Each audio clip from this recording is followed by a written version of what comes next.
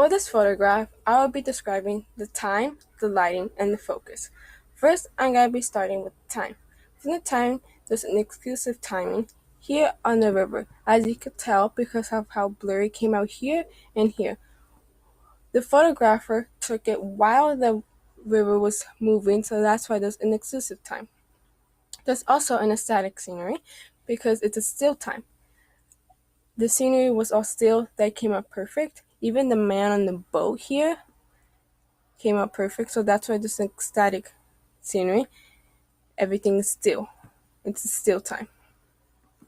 Next, I'll be talking about the lighting. For the quality of the lighting, you can tell that it was very hard. Everything was perfect, sharp, nothing looked that blurry. There's a little soft lighting here because of the river, how it came out a little bit blurry, but everything else came out sharp. There's also in diffusive lighting because of the shadow here from the mountains, also here. So that's why there's an diffusive lighting.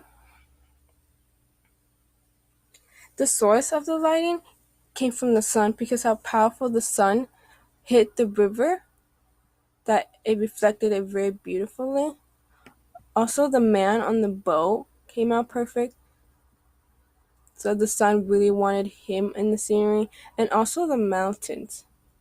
The source wanted the mountains also in it. The direction of the light, you could tell like it comes from here, and like gets down from the river, like all here.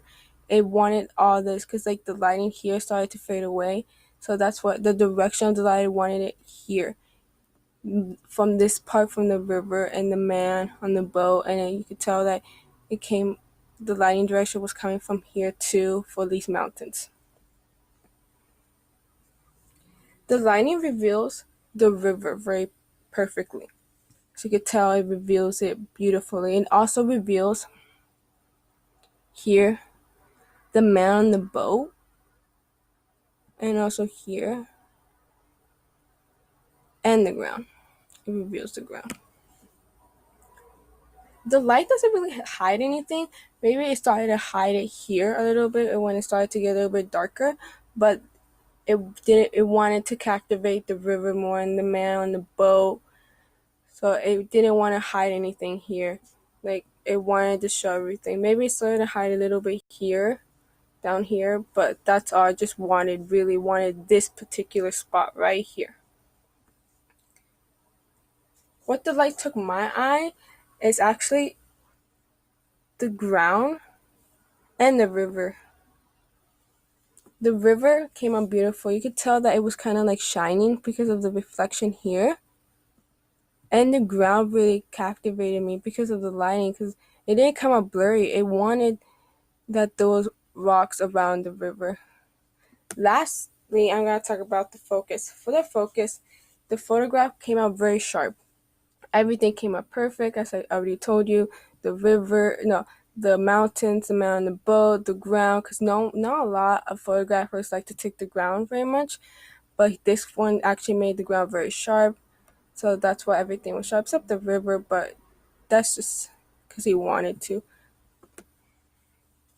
There's a large depth of field because everything came out sharp, but you can also tell there's a plane of focus on the river because it came out a little bit blurry.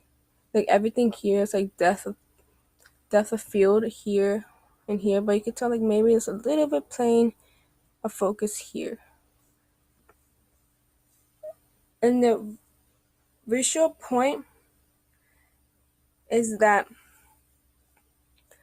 he wanted he wanted to captivate mostly the river because how blurry it is. He wanted the people looking at it to mostly look at the river to see how beautiful it is.